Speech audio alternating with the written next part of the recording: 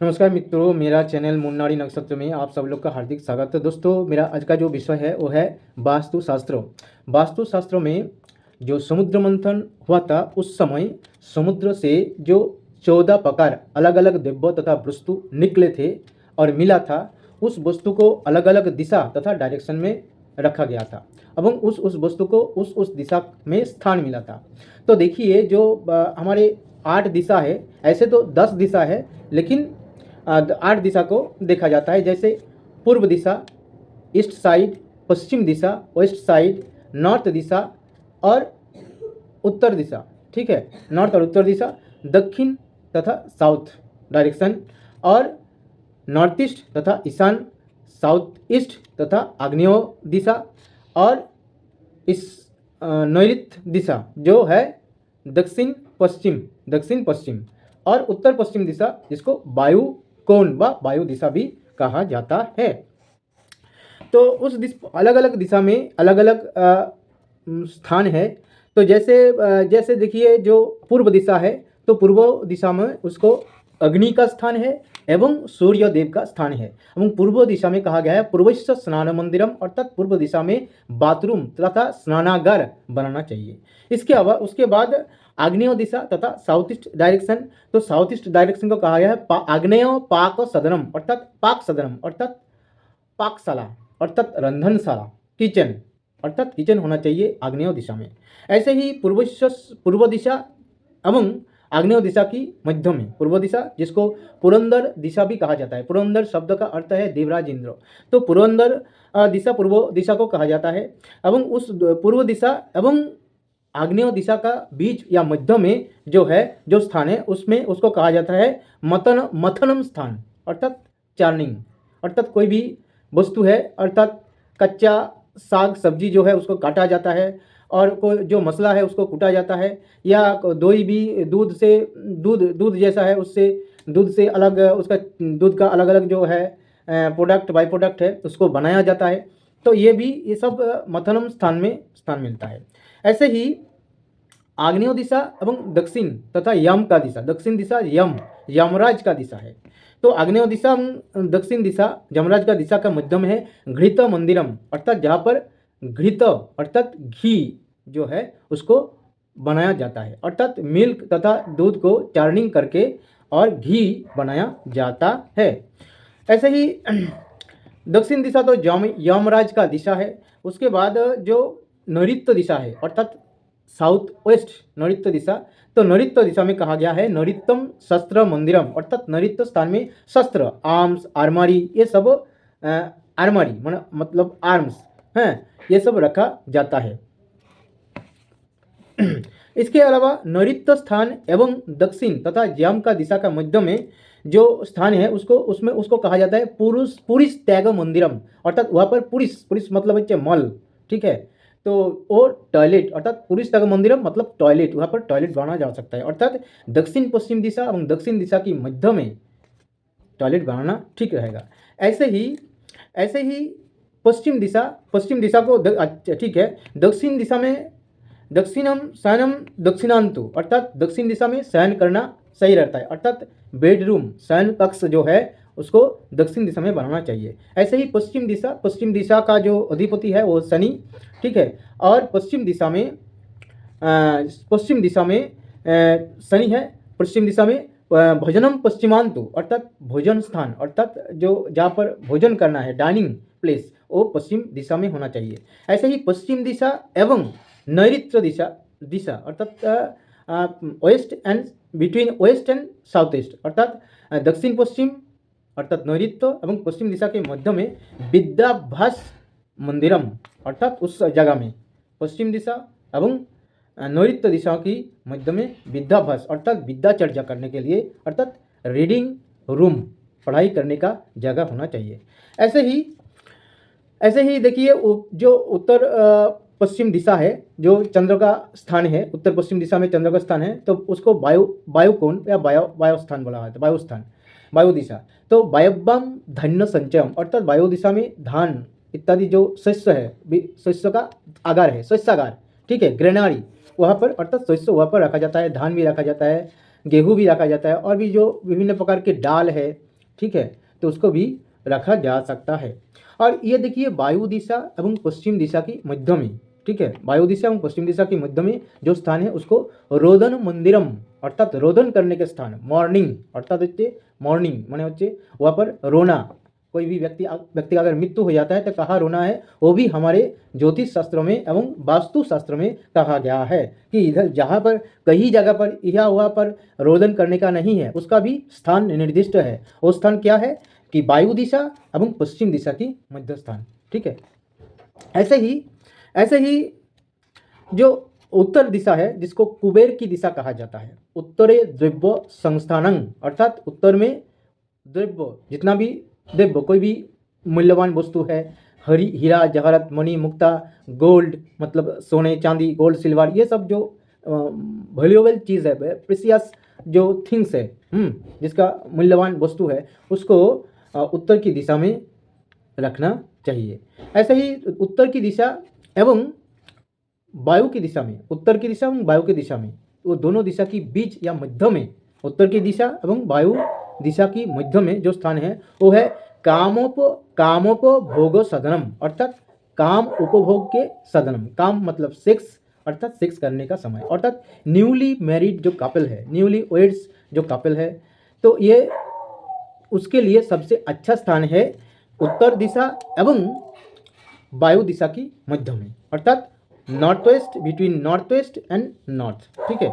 ये ऐसे ही उत्तर दिशा एवं ईशान नॉर्थ ईस्ट, जो नॉर्थ ईस्ट दिशा है वो है जो ईशान्यं देवता गृहम अर्थात ईशान स्थान में देवता का घर होना चाहिए। देवता गृहम, गृहम का अर्थ है घर अर्थात देव मंदिर या घर या पूजा करने के स्थान, प्लेस ऑफ वर्शिपिंग पूजा करने के स्थान, पूजा स्थल वो उत्तर पूर्व दिशा और ईशान कोण में होना चाहिए।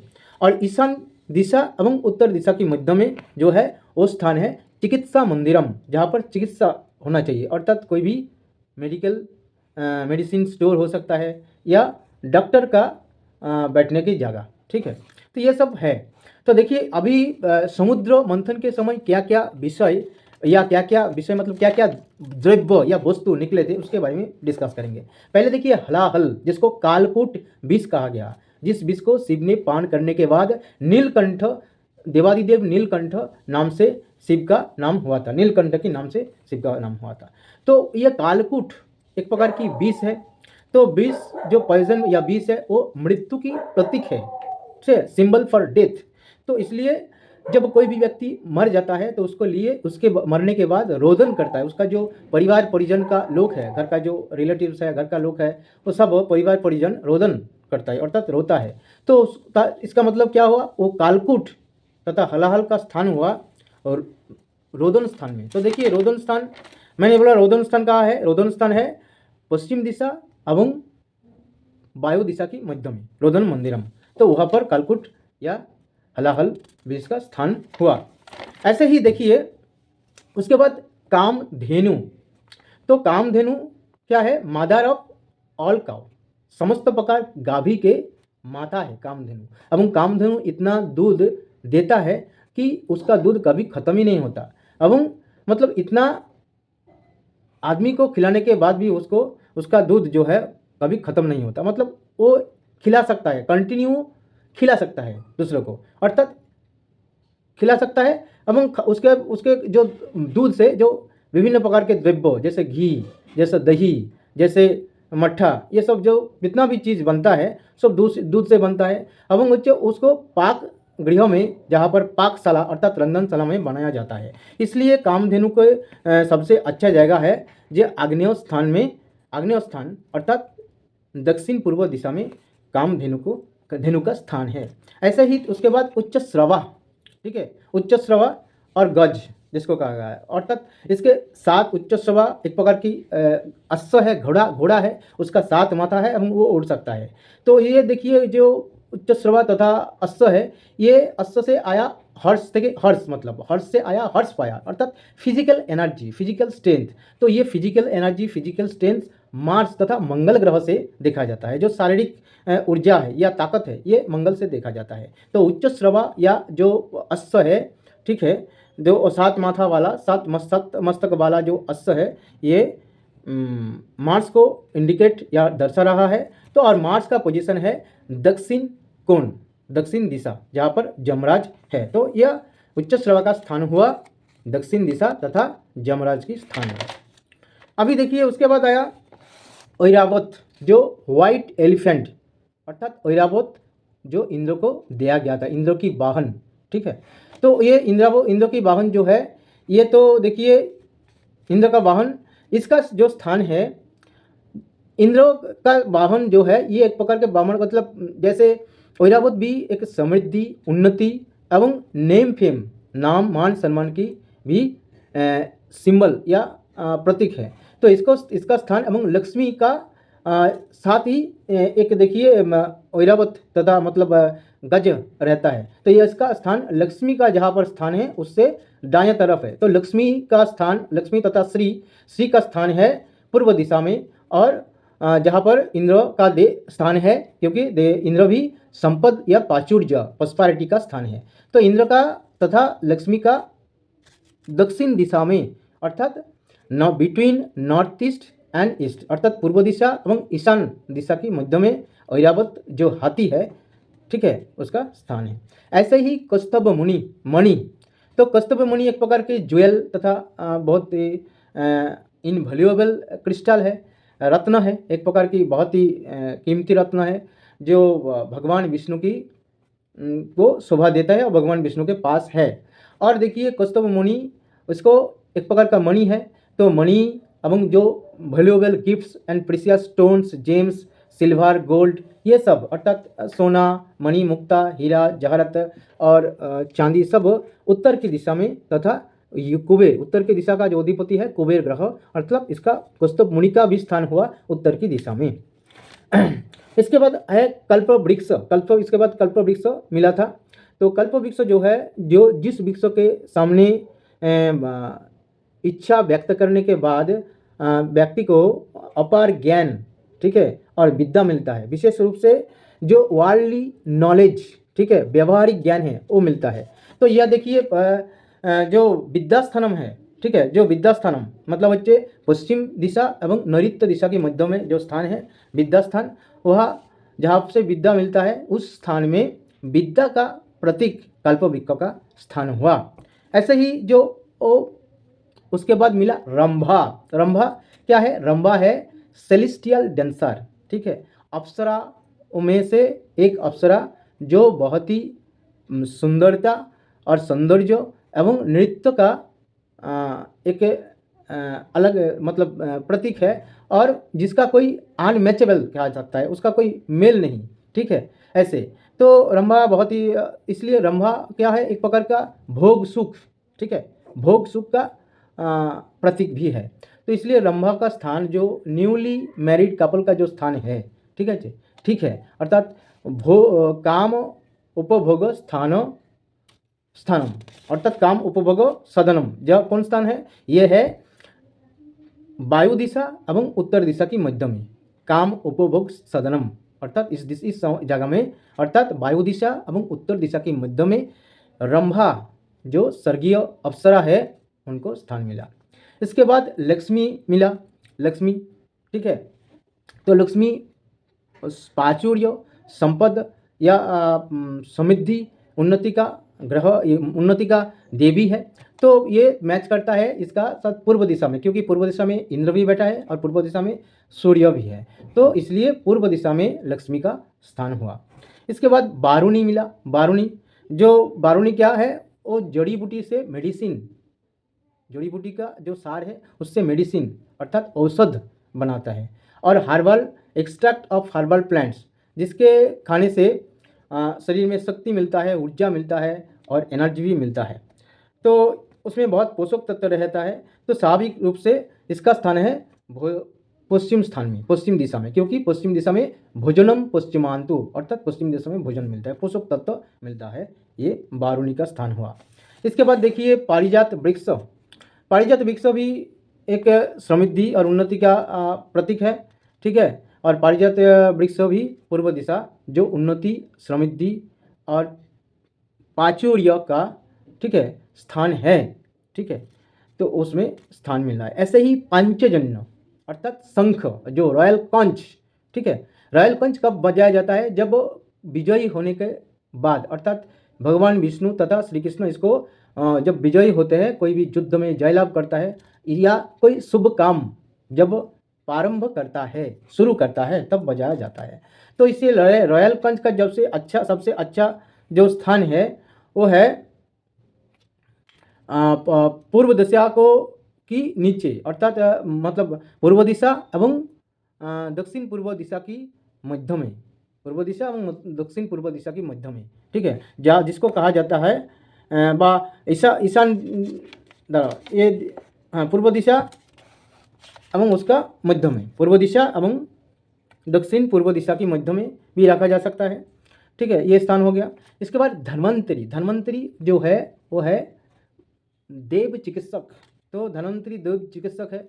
तो देव चिकित्सा मतलब चिकित्सा रिलेटेड, मेडिसिन रिलेटेड और ट्रीटमेंट रिलेटेड। तो चिकित्सा का और मेडिसिन का जो स्थान है वो है नॉर्थ दिशा अर्थात उत्तर दिशा एवं ईशान दिशा का मध्य में, ठीक है, यह देखिए।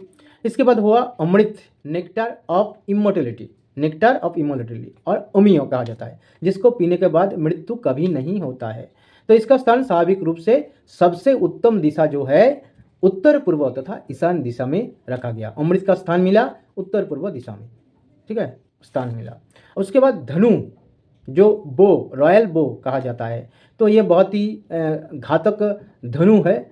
और इस धनु से ये धनु भगवान शिव को मिला और ये धनु जो है ये एक प्रकार की शस्त्र है।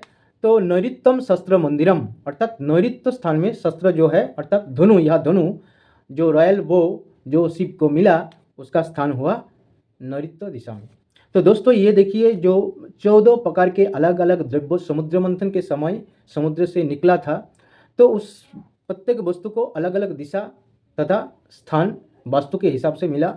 एवं अगर घर में इसी हिसाब से अगर हर एक द्रव्य व वस्तु को फोटो आप रखेंगे उस दिशा में, जिस दिशा में मैंने कहा है, तो स्वाभाविक रूप से उस वास्तु का बहुत ही अच्छा होगा और वास्तु में रहने वाला हर एक व्यक्ति को उन्नति, समृद्धि और समस्त प्रकार के सुख और उन्नति अवश्य ही होगा, क्योंकि जो शास्त्रों में कहा गया है वो कभी मिथ्या नहीं होने वाला है। तो दोस्तों मेरा ये छोटा सा प्रयास था। अगर मेरे ये छोटा सा वीडियो आप लोग को अच्छा लगा, आप लोग लाइक कीजिए, शेयर कीजिए, कमेंट कीजिए और मेरा जो छोटा सा चैनल है मून नाड़ी नक्षत्र, इस चैनल को अवश्य सब्सक्राइब कीजिए। नमस्कार।